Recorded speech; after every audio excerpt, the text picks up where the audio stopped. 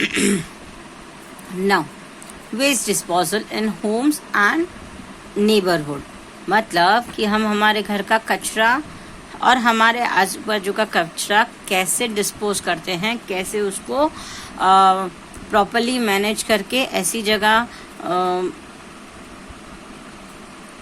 डाल देते हैं या फिर ऐसे जगह कलेक्ट करके रख देते हैं ताकि हमारा एनवायरनमेंट कम से कम गंदा हो। We should throw all the garbage in dustbin, हम हमारे घर का कचरा कहाँ डालते हैं? डस्टबिन में। It is the best if we separate the biodegradable waste from non biodegradable waste when we throw them. हम जनरली हमारे घर में एक ही डस्टबिन रखते हैं और हम सारा कचरा एक ही डस्टबिन में जमा करते हैं। उससे बेटर है हम ऐसा कर सकते हैं कि जो बायोडिग्रेडेबल वेस्ट है, जैसे हमने यहाँ पे पढ़ा था कि कपड़ा है या फिर न्यूज़पेपर्स हैं या फिर वेजिटेबल पील्स हैं, क्लोथ्स हैं, ये सारी चीज़ें बायोडिग्रेडेबल वेस्ट है। तो अगर हम ऐसा कर सके कि हम बायोडिग्रेडेबल वेस्ट और नॉन बायोडिग्रेडेबल वेस्ट को अलग अलग सेपरेट करके ही डस्टबिन में डालें, दिस हेल्प्स इन प्रोसेसिंग और रिसाइकलिंग द वेस्ट प्रॉपरली। इससे क्या होगा कि जो बायोडिग्रेडेबल वेस्ट और नॉन बायोडिग्रेडेबल वेस्ट है उसको प्रोसेस करने में इजी हो जाएगा। हमने प्रीवियस चैप्टर्स में ये जो 3 R's पढ़े थे, यस, ये 3 R's में हमने refuse, reuse and reuse, reduce and recycle, तो जो रिसाइकल वाला जो प्रोसेस था उसको इजी करने के लिए हमें क्या करना चाहिए? हमें हमारे घर के दोनों वेस्ट को अलग अलग जमा करना चाहिए। Biodegradable waste can be put in compost pit. Biodegradable waste जो है उसको कंपोस्ट पिट में जमा करना चाहिए। कंपोस्ट पिट वो होता है जनरली फार्मिंग एरिया जो होता है, जो खेत होते हैं, वहाँ पे कंपोस्ट पिट जैसा क्रिएट किया जाता है। जिन के यहाँ पे खेती है, फार्मिंग है, वो अपने अपने पेरेंट्स को एक बार पूछना कि वो क्या होता है, कंपोस्ट पिट क्या होता है। कंपोस्ट पिट वो होता है जो बायोडिग्रेडेबल वेस्ट है उसको एक जगह क्रिएट करता है, उसको फिर ऐसे ही छोड़ दिया जाता है, उसका एक प्रोसेस होता है। उसके बाद उसमें जो फर्टिलाइजर क्रिएट होता है उसको कंपोस्ट फर्टिलाइजर करके उसको यूज़ किया जाता है। और उसमें से अगर कईयों के वहाँ ऐसे अगर थोड़े बड़े प्लांट्स हैं तो वो लोग उसमें से पैदा हुआ gas as a natural burner के जैसे भी यूज़ करते हैं। इसका डिटेल्स आप अपने जिन के यहाँ खेत है वो अपने पेरेंट्स से प्लीज़ पूछिएगा what is compost pits. Non biodegradable waste has to be recycled. जो नॉन बायोडिग्रेडेबल वेस्ट है उसको कंपलसरी रिसाइकल ही करना चाहिए या फिर करना पड़ता है ताकि हमारा एनवायरनमेंट क्लीन रह सके। In many places there are separate dustbins for biodegradable and non biodegradable things.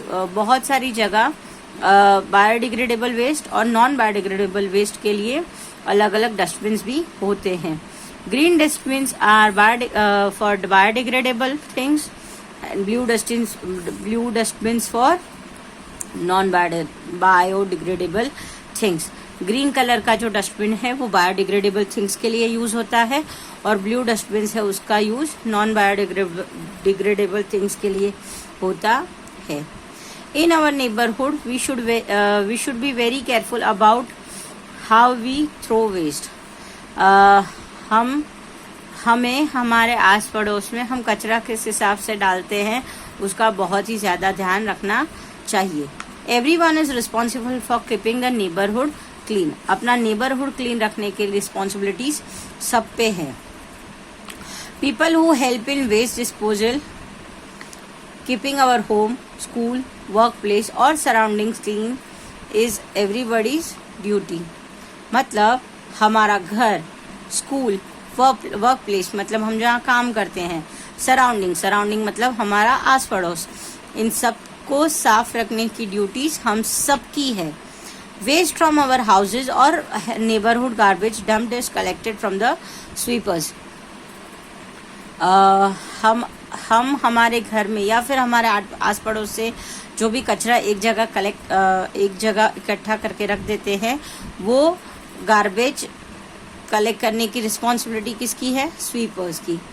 The municipal corporation is in every town और city is responsible for cleanliness of the streets and other public places.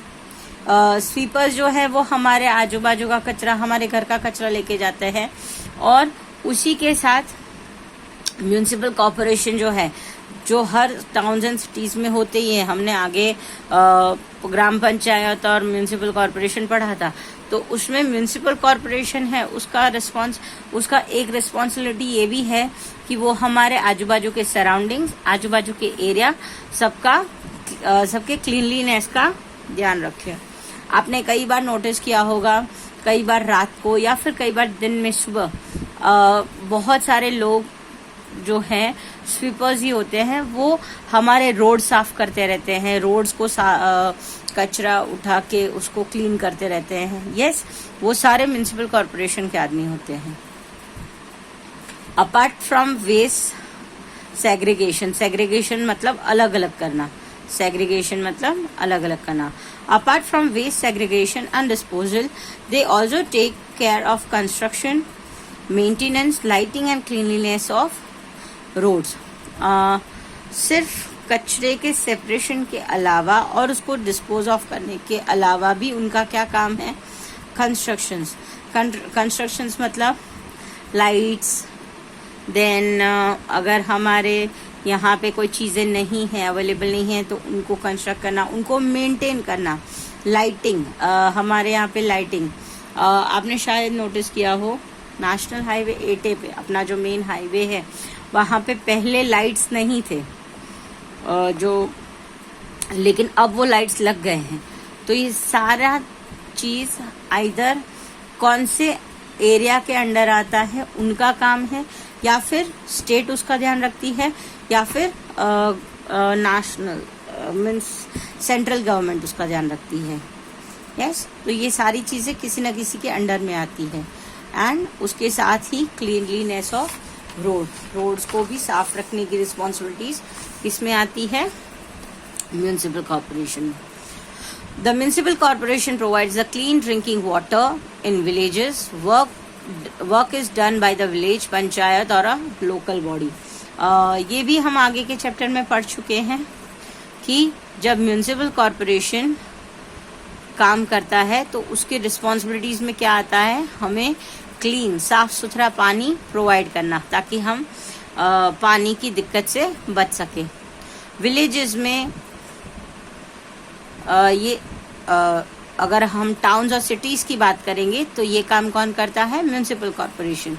और अगर हम village की बात करें तो ये काम कौन करता है? विलेज पंचायत या फिर लोकल बॉडी. विलेज पंचायत को हम और कौन से नाम से बुलाते हैं? That is gram panchayat. Some people buy waste from us like कबाड़ी वाला. कबाड़ी वाला जो है वो हमसे हमारे घर का कचरा या फिर हमारे घर का वेस्ट खरीद लेता है. हम वेस्ट में क्या क्या देते हैं? या तो हम रद्दी देते हैं, न्यूज़पेपर जो भी आते हैं उसको हम कलेक्ट करते हैं और एक बार जमा करके उसको कबाड़ी वाले को दे देते हैं. या फिर हमारे घर में कोई टूटी फूटी चीज़ें जमा होती है, लोखंड की या फिर प्लास्टिक्स की, ये सारी चीज़ें हम जमा करके किसको बेच देते हैं? कबाड़ी वाले को. They do a good service to the environment and help us to reuse and recycle things made of plastic, metal and glass. कबाड़ी वाले जो हैं वो हमारे एनवायरनमेंट को बहुत ज़्यादा अच्छी तरीके से हेल्प करते हैं. क्यों हेल्प करते हैं?